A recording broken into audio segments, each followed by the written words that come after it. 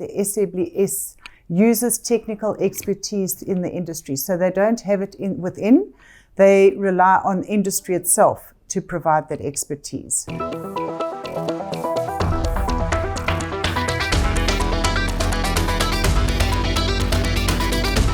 Good afternoon, everybody.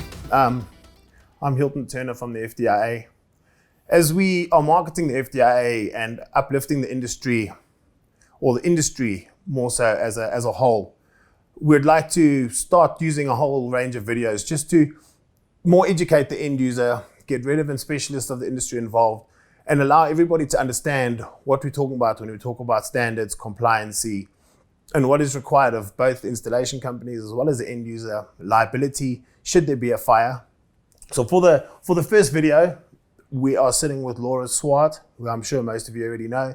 She's been a stalwart in the industry for numerous years. She was one of the original founders of the FDIA, and she sits as the chairperson of the subcommittee of the SABS, who's responsible for all our standards, publishing our standards, and bettering the industry. Welcome, Laura. Thanks for your time. Just to start off, I think the easiest thing is just to explain to everybody, how do we get our national standards? Where do we get them from? What process does it take in order to get a standard published for South Africa? And what does that standard actually mean to the end user? And why is it so important that the industry follows these standards? Thank you, Hilton. The South African national standards are a part of the SABS. So obviously the SABS has the testing procedures, and then they have a different section which develops standards.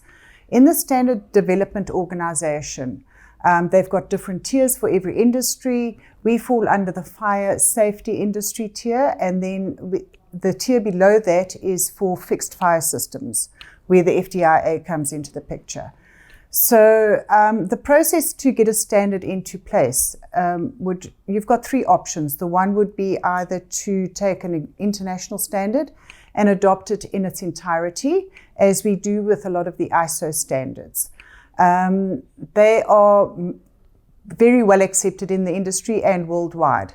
The second option is to take an existing standard from one of the international organizations. For example, we've taken for fire detection and alarm systems in buildings, we've taken the BS 5839 Part 1 and adapted it to local conditions. Because it's been modified, we can't use it as a BS standard. We have to call it a SAN standard, which is 10139. Then the other option is to start from scratch and develop a standard in its entirety.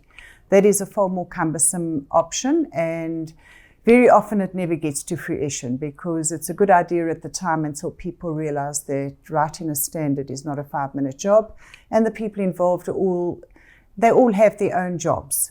They're not employed by the SABS. The SABS uses technical expertise in the industry. So they don't have it within, they rely on industry itself to provide that expertise. So those are your three options to get a standard implemented in South Africa. Okay, I think two big changes that we've seen recently is obviously with 10400 Part T and the change of 10139 2021, which is obviously well received into the industry, as the previous edition was 2012. How long does that process take in terms of, is there immediate change from 2012? Do we start working towards the new standards, or are we waiting more for the BS standards to upgrade their standards and then adopt and make the necessary changes with ours? Within the SANS, every 5 years, we have to look at the standard. So a standard is in place for 5 years traditionally, unless there's an unforeseen circumstance. So for example, the 2012 version that you're talking about was actually a much earlier version from the BS standard, which took us a while to get into place. That was then reaffirmed 5 years later, but at the time it was noted that it required amendments. So we reaffirmed it, but at the same time we agreed at the committee to start a working group to commence the amendments that it needed, the changes that it needed to be implemented. That process was delayed for numerous reasons, and we finally had it approved in 2021.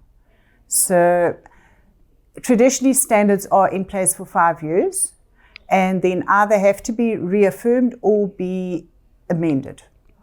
Okay. Or they can also be retracted. If the industry finds that a standard is not benefiting the industry, then they have that standard retracted, so it's not for use within South Africa.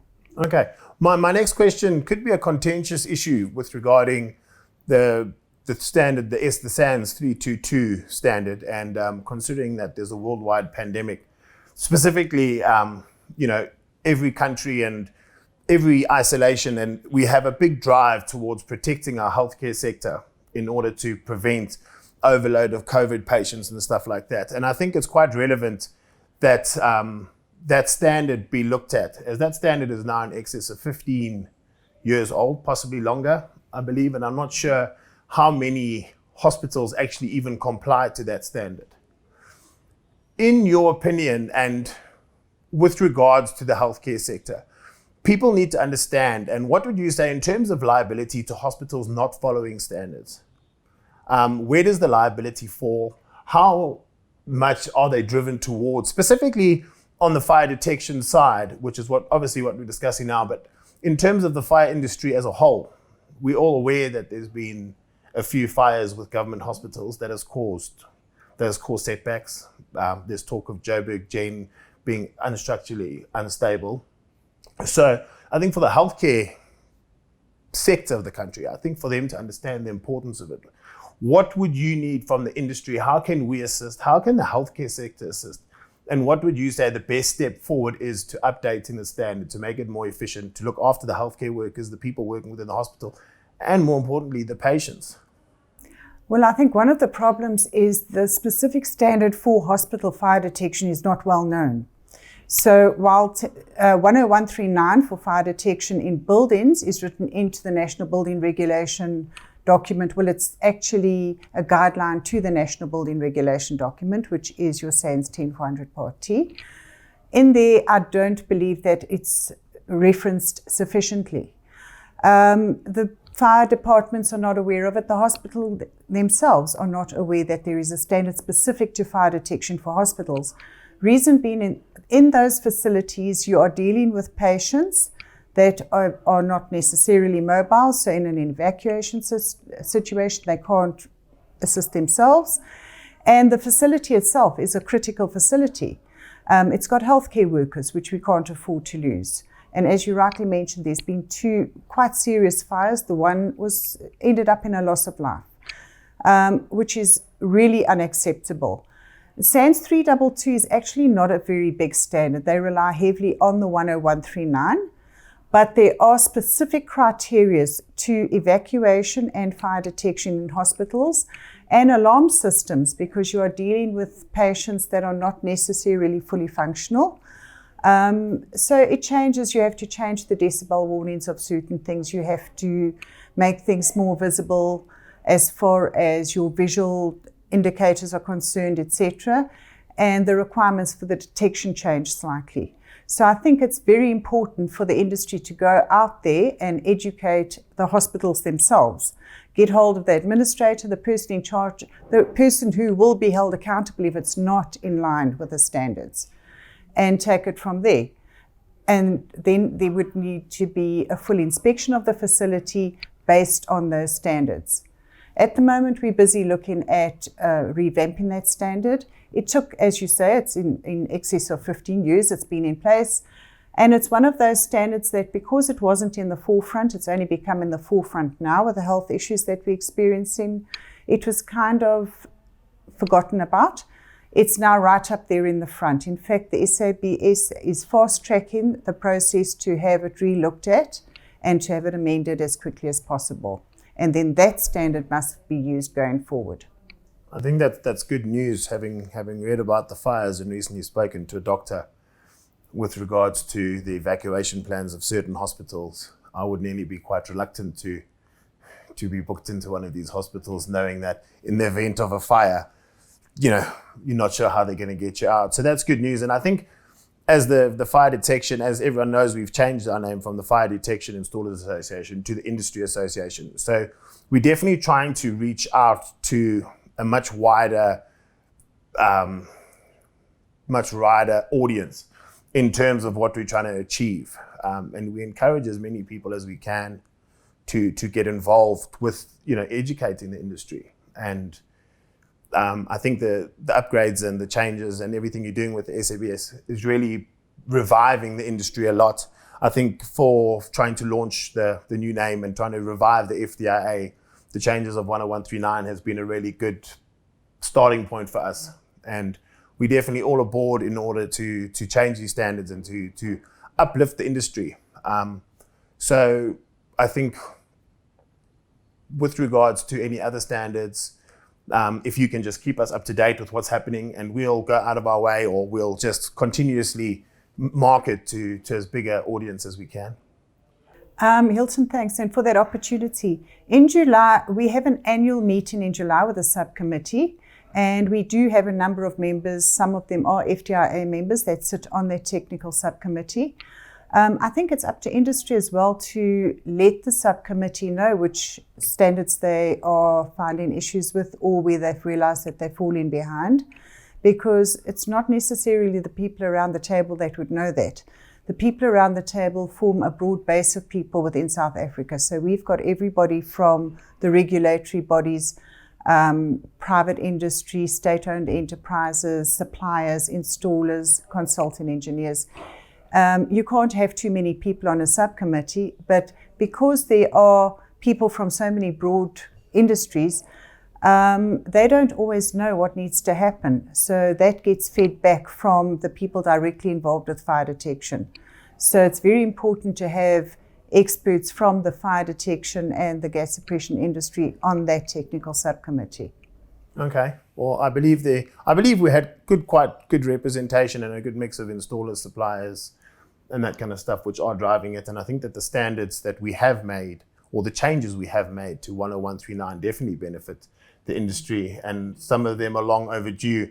I think it's obviously just the case of, as the industry, we need to continuously push people to stop cutting costs and drive compliancy. And I think that, in my opinion, is potentially our biggest issue now.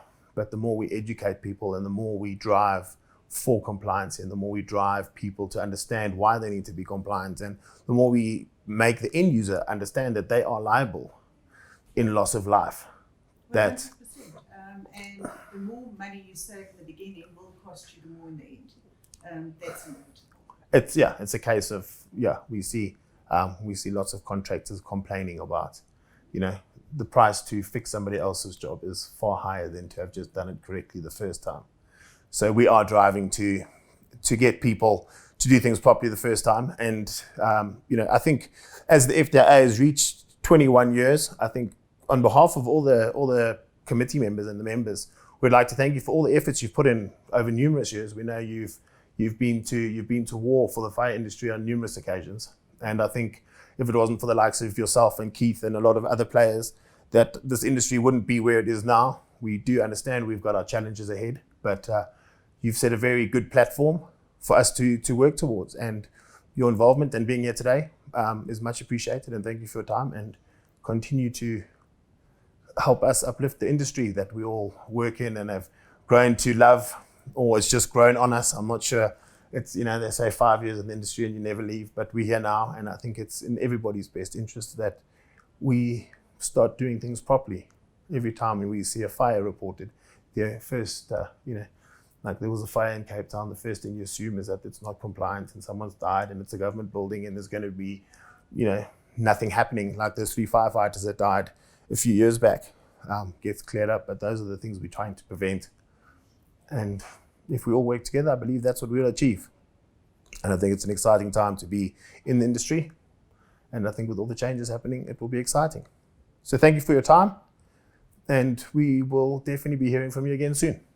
Thank you, Hilton. And just on a last note, I'd like to thank you for coming into the industry as well and taking ownership of some of the responsibility of getting the fire industry known out there. It becomes jaded when you've been there a long time, and I think it's extremely important to encourage more and more of the younger generation to get in there, because they're the ones who are going to have to run with it and take over very shortly. So I think we need to see more newer players, new faces. As I say, the older ones are becoming a bit jaded. We're definitely trying to Thank encourage. Although there's a generation younger than me already. But yeah, thank you, and we will definitely do that. Thank and you. I think that's good.